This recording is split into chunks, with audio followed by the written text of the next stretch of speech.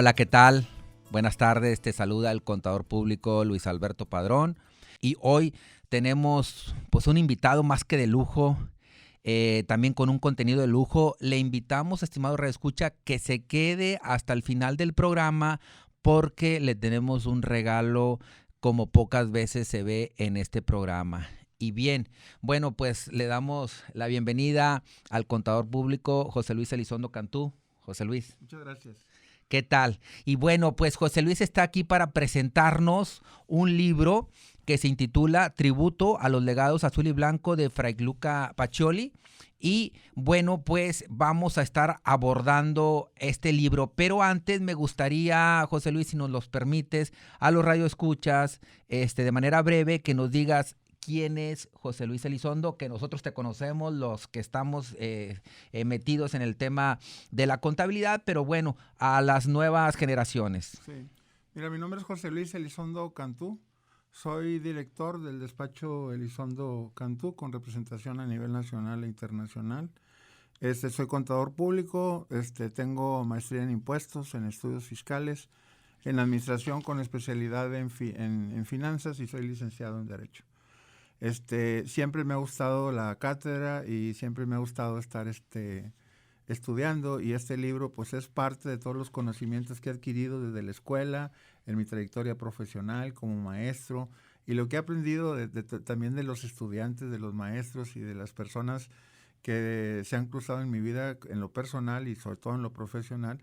Este libro no es mío, este libro pertenece a toda esa sociedad, toda esa parte con la que he tenido contacto, y es parte de los libros, de la doctrina, de anécdotas, de experiencias, aquí están vertidos, y me costó 40 años en escribirlo. Lo estuve armando como pequeños rompecabezas aislados, y luego iba armando otra partecita, hasta que finalmente haz de cuenta que hice un cuadro de 150 piececitas, y que están en este libro, y que realmente es un libro que es inédito, porque habla por primera vez del porqué de la contabilidad, no del cómo. Fíjate, José Luis, que es una de las pretensiones también de tu servidor en un momento dado escribir un libro. Parece cosa fácil, pero es un tema, híjole, muy relevante.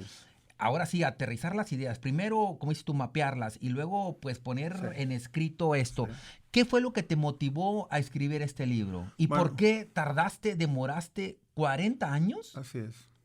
¿Por qué tanta la demora y por qué decir, va Luis Alberto, vamos a hacer la publicación, que entiendo fue en el año 2018? Así es. Bueno, inicialmente esto surge en el primer semestre de contabilidad, cuando nos enseñan por primera vez la cuenta T, y nos dicen la parte izquierda se llama debe y la parte derecha se llama haber.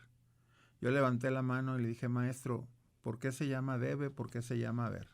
Me dijo, no hay respuesta, ni pregunten, no hay respuesta a esto. O sea, no hay quien te pueda dar la respuesta. Dijo, lo mismo hubiera sido llamarle maíz o llamarle frijol. Así me dijo. O sea, es de esa manera. Y luego cuando ya estuve en maestría, le pregunté a un doctor, maestro, ¿por qué debe? ¿Por qué haber? Y me dijo, es José Luis, a estas alturas eso ya no se pregunta. Pero es que el mismo doctor no sabía, porque el doctor, incluso los doctores de contabilidad, siempre les han enseñado el cómo, y han perfeccionado el cómo, pero jamás nos habíamos preocupado por el por qué. Y yo que era inquieto, y siempre como alumno pregunté el por qué, siempre, entonces me quedé con esa duda.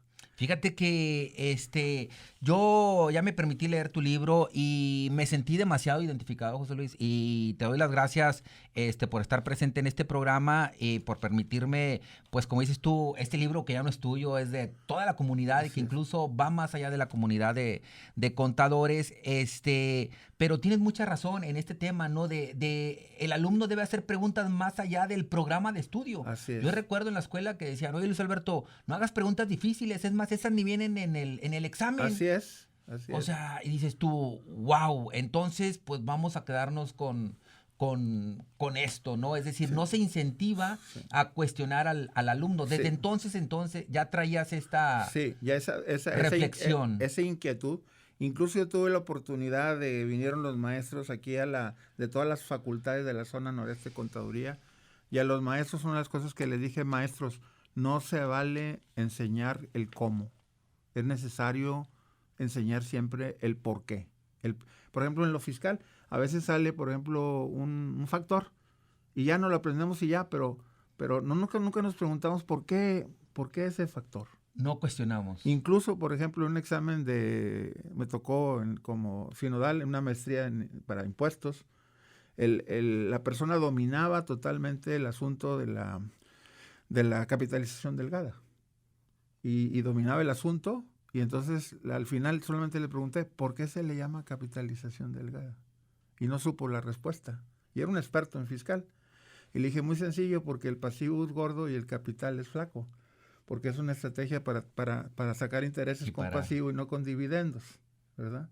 Y luego le pregunté: tú eres un experto, vas a ser un experto en impuestos, un maestro, un máster, sí. ¿Sabes por qué se le llama impuesto sobre la renta? Y me dijo: no. Le dije: porque el concepto de renta viene desde el derecho romano, y renta significa utilidad.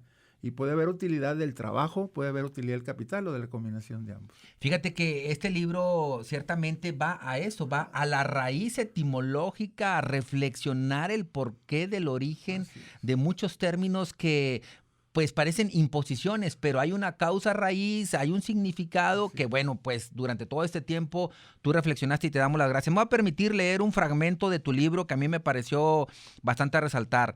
Dice por ahí: cuando surge un acontecimiento del cual se quiere llevar cuenta y razón, por cuestión de inmortalidad, por manifestación de propiedad o por tomar decisiones, es cuando nace y aflora el universo como una estrella bella y reluciente, como una necesidad imperiosa, la contabilidad. Sí, es que ¿Qué pasaba por tu mente en ese momento? Es que fíjate que precisamente en este libro empecé a escribirlo y no era yo. O sea, me limité demasiado en ser yo. Y no me salía, y mi asistente Miriam siempre me dijo: no me gusta. Entonces empecé a ser yo, y yo soy medio juguetón, pero a la vez soy medio poeta. De repente me sale lo poético, y entonces me apasiona, y cuando me apasiona surge esto. Te transformas. Entonces en el libro hay varias frases donde le digo yo: oye, es que llega un momento en que, como yo, cuando empieces a entender la contabilidad, la vas a amar con pasión, ¿verdad? Y entonces nadie puede sentirse orgulloso de la contabilidad si no la conoce a fondo y si no la ejerce con pasión y con amor. El libro, Tributo a los legados azul y blanco de Fray Luca Pacioli. ¿Por qué este título? Bueno, para empezar, porque como todos saben, a nivel mundial, Fray Luca Pacioli fue el primero que escribió en el año 1494 su libro, que fue traducido por el Instituto Mexicano de Contadores Públicos, y cualquiera lo puede adquirir en la biblioteca del Instituto de Contadores Públicos. Yo lo leí 3 veces. Y obviamente por eso está considerado como el padre de la contabilidad. Sin embargo, él ha sido cuestionado, y lo dice en unos artículos, como el padre de la contabilidad, porque si tú lees su libro, da por hecho la existencia del debe y el haber. O sea, hace una referencia. O sea, él no explica ni el debe, ni el haber, ni nada. Entra en su primer capítulo, habla de inventario, y empieza con la contabilidad del inventario, porque él era matemático y era fraile. Y como la parte matemática trabajó en los mercados y los comercios de un tío, y ahí es donde aprendió la contabilidad. Él no la crió, ya venía desde siglos. Esto viene desde el derecho romano y antes, así explico viene desde las tablillas y todo. Por eso en el primer capítulo, si tú le preguntas a un contador: ¿y tú eres un experto en contabilidad? Y te dice: sí. ¿Y qué es contabilidad? Te dice: es el registro sistemático y ordenado. Digo: no, ¿de dónde viene la palabra? O sea, que la palabra contabilidad en sí, ¿qué significa? La raíz él sí viene el capítulo 1, viene el por qué. La contabilidad significa cuenta y razón. Y ojo, todo el mundo, los contadores, creemos que contabilidad es nomás para efectos de un contador, y no. La palabra contabilidad va más allá, o sea, se utiliza en todos los aspectos. Es llevar cuenta y razón. Por ejemplo, las mujeres llevan contabilidad de sus zapatos. Tú les preguntas y te dices: tengo 20 pares. ¿Sí? Los hombres llevamos cuenta y razón de las novias. He tenido 20 20 novias. Entonces, la contabilidad, la palabra contabilidad no es los registros contables, no es la contabilidad financiera, es una parte. Esa es para tomar decisiones. Pero por ejemplo, los primeros hombres, ¿qué hacían cuando llegaban a una región que éramos nómadas? Llegábamos, nos peleábamos, entonces dibujabas en los árboles o en las pinturas rupestres un guerrero, como diciendo, ya maté un guerrero, yo me enfrenté y salí victorioso. Y los 2, 3, 4 y 5. Eso es para la inmortalidad, ¿verdad? Pero también significa propiedad. Cuando tú registras un activo de una empresa es para decir, este activo es mío y de nadie más, que en derecho se le llama derechos reales, ¿verdad? José Luis, este libro, bueno, pues recibió recientemente, pues, el título de Mejor Autor del Año por el Instituto Mexicano de Contadores Públicos. Se esperan, yo sé que es reciente pues su liberación, pero ¿estás pensando en alguna nueva versión de este libro? Sí, claro. Y ¿qué me dices por todo este contexto, si pudiera haber traducciones a otros idiomas de este libro? Claro, mira, de hecho estoy pensando en hacer un segundo libro. ¿40 años más le vamos a esperar? Perdóname, si no, no menos, mucho menos. Mira, se me olvidó explicar por qué se le llama la parte azul. Cuando Fray Lucas hizo su libro, salió otro de Copérnico sobre el planeta azul. Correcto. Entonces la Universidad Iberoamericana, homologando la importancia de los dos libros, dijo, pues si Copérnico habló sobre su planeta azul, entonces el libro de Fray Lucas es el legado azul. Y yo leí su libro, y entonces como él es cuestionado en mi artículo que está aquí adentro, se llama, como parte de, se llama El legado azul y blanco de Fray Lucas. Y indico que la parte azul es la parte técnica, matemática, y la parte blanca yo la saqué del libro y vienen como 14, si leen el capítulo del legado azul y blanco que está contenido, sí, vienen como 14 sugerencias de Fray Lucas hace más de ya 550 años que son aplicables hasta la fecha, porque lo tiraron, a hacer de cuenta no los tomaron en cuenta. Él nos decía, el contador tiene que ser no cuaderneri de registro, tiene que ser regioneri, ¿sí? Y él dice, un contador no debe criticar a otro contador. O sea, tú desempolvaste, por así decir, esa parte que no estaba realce. Sí, la parte azul son 24 capítulos de la parte técnica y la parte blanca son artículos, porque yo también he dado pláticas de motivación. Del lado humano. El lado humano, entonces para ser mejor profesional y mejor mejor persona y mejor profesionista. Es la parte blanca que son los últimos 8 capítulos del libro, ¿verdad? Háblame de esto que pudiera ser... hablábamos de la partida doble, ¿no? Sí. Que esto en la escuela nos lo ponen de golpe y porrazo y como bien refieres tú, no hay reflexión alguna. Sí.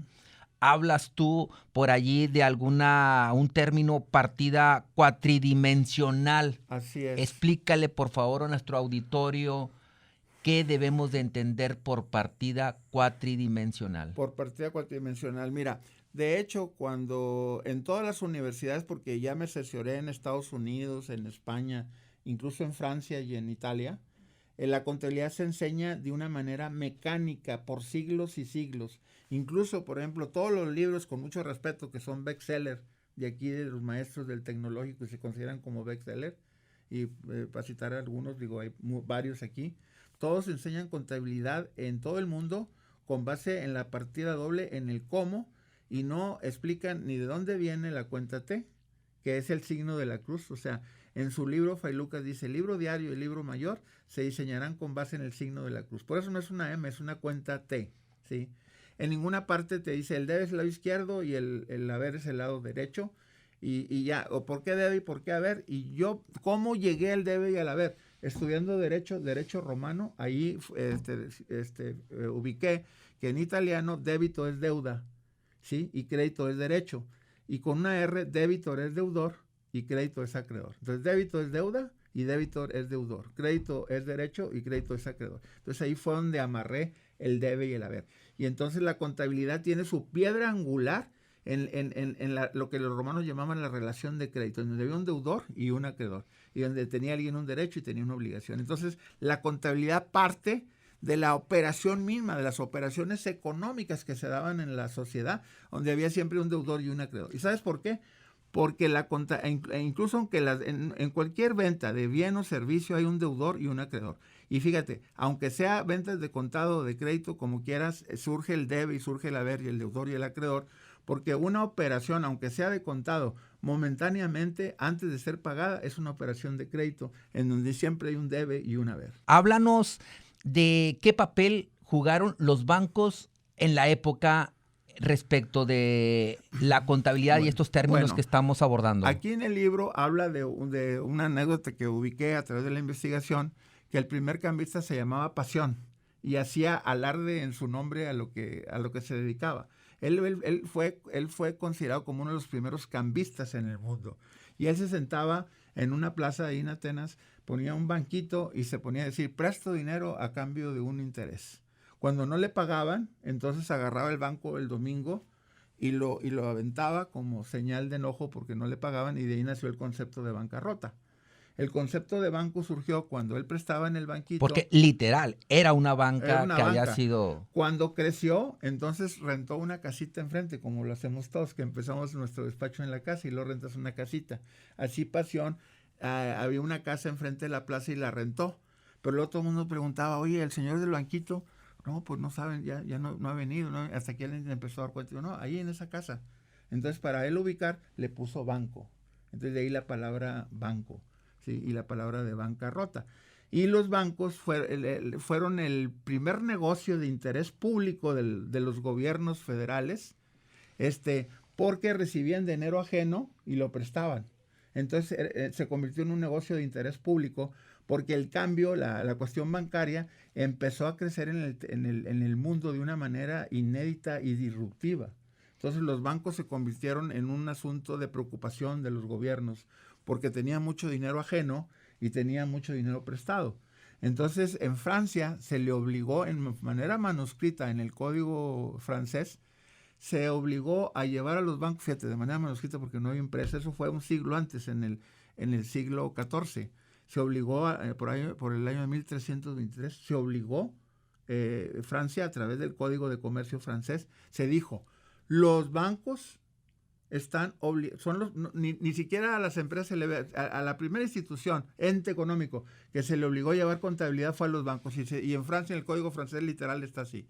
Los bancos, por ser un negocio de interés público y manejar dinero ajeno y prestar, están obligados a llevar contabilidad en debe y haber.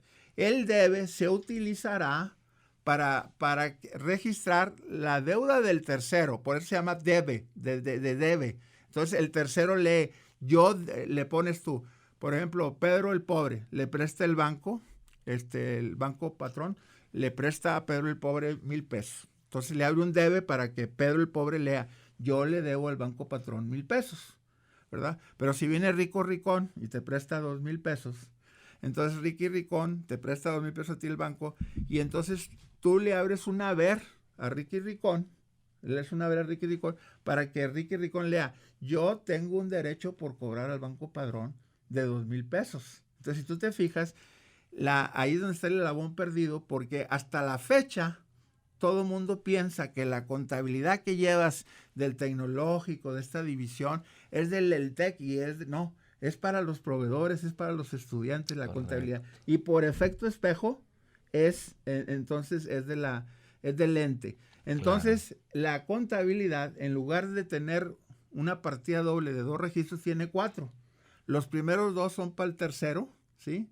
Y por efecto espejo es del ente económico. Entonces, la contabilidad, cuando le empezaron a llevar las empresas, se equivocaron totalmente, y en el mundo y en las normas internacionales que necesitan modificarse, fíjate, las normas internacionales a nivel mundial, IFCR, las USGAP, las mexicanas, todas están equivocadas porque dicen, el activo es de naturaleza deudora. Yo digo, en el prefacio, digo, falso de lo más falso.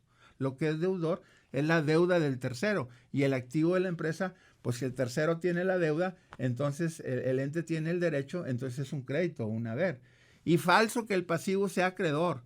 Lo que es acreedor es el derecho del tercero, y el pasivo del ente debe ser deudor. Entonces llego a la conclusión de que la fórmula contable está al revés, y que la fórmula contable debería ser pasivo más capital es igual a activo, pero visto desde el punto de vista del tercero y luego por efecto espejo del ente económico. Estamos con José Luis Elizondo Cantú, estamos abordando el tema de su libro titulado Tributo a los legados azul y blanco de Fray Luca Pacioli. Estás con tu servidor Luis Alberto Padrón. Este libro es muy importante, se está traduciendo, ya está traducido al inglés y está traducido al italiano, está al italiano y al francés. O sea, está en español, ya está en el instituto, está en libro, está en Amazon, está en Gandhi y está en el Instituto Mexicano y en todos los colegios obviamente. Pero se está traduciendo, ya se tradujo al inglés, te dije al italiano y al francés. ¿Por qué al italiano y por qué al francés? Porque Italia es el país meca y es increíble cómo incluso en Inglaterra se lleva, en Italia se lleva en el cómo, no en el por qué. Entonces este libro te dice, ¿sabes qué?